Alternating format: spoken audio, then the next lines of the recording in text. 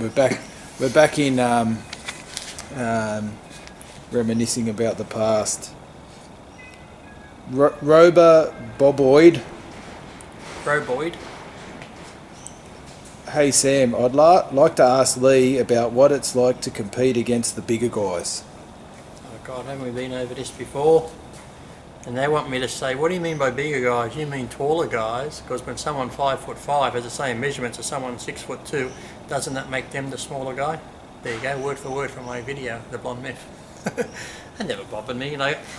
You get like a lot of taller guys all the time. I was probably one of the shortest, being 5'5.5", but you know, it didn't bother me because, like I said, someone who was 6 foot or 6'2" or 5'11", their arms were 20 inches, mine were 20, 21, so a lot of body measurements, you know, a lot of them were just heavy to mean weight. Like I said, I was beating guys who were weighing 260 when I was weighing 200 pounds or 199 pounds, so they outweighed me by 50, 60 pounds, but I still beat them, so I never really saw them as bigger guys to me, so it didn't really bother me.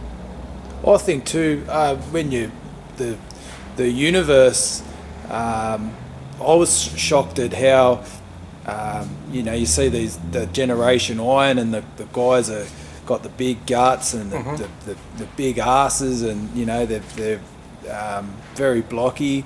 At the universe, how you know still sort of had a degree of athletic sort of, you know, you see aesthetics.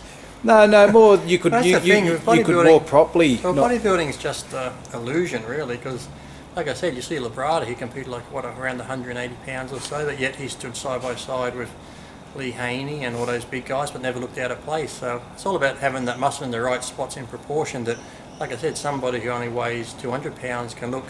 I said when I won my first pro show at 199, people swore I was like at least 235 pounds. So it's all an illusion up there. You've got the muscles in the right places, and you've got nice symmetry, a small waist, your legs flare out, you've got good shoulders and arms and that. So weight doesn't mean a thing. So all these people always go on about, I weigh this much, I weigh that much, I'm this much. Doesn't mean shit when you're on stage. I've seen a lot of big guys who are huge but never place in the top 10, so it doesn't make any difference at all. It's all about size, like having good size through proportion and having condition. Yeah, I think it comes back to when looking at pumping iron compared to Generation Iron, and you look at Arnold and... Well, look at even someone like Arnold, or even like someone like that on pumping iron, Serge Nubret. Yeah. Look at him, perfect looking physique. To me, he wouldn't look out of place if he was in Generation Iron. To me, he looks better than a lot of those guys on Generation Iron. So to say that we've progressed in bodybuilding, okay, the guys are using a lot more drugs, you know, more, God knows what sort of drugs they are that are being cooked up and shit, you know, like insulin's come into a lot more, growth hormones come into a lot more, when guys back in the early days just used the basics, testosterones or Deca and Dianabol and stuff. And to me, the quality muscle back then is a lot better than the guys have now. Sure, guys are bigger and bloated and ugly looking, whereas back then they still had the big slabs of muscle, but they were in proportion and looked so much better. So I don't really think bodybuilding has progressed. Like people say it's progressed, but just because someone's big and blocky and got veins everywhere doesn't mean it's really progressed to me. So. Yeah, I still think they had the freak factor back there. Say Arnold definitely had the massive chest and arms and then tiny waist. He looked... Yeah. There was a lot back then. Nimrod King, Jeff King, there was...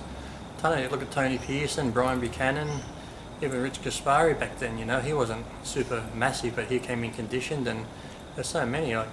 Oh, there's so many, I can't forget half their names. I was trying to think back. There was Bob Birdsong and even Tom Platz with his legs, and he had a great physique before he tore his bicep, but even with the torn bicep he's still great. So Lou Ferrigno, I said there's so many great guys back then who actually, to me, have more muscle mass than the guys now, but yet it was in proportion. So to say that bodybuilding's, you know, look at the guys now, to me a lot of them now look like shit. So.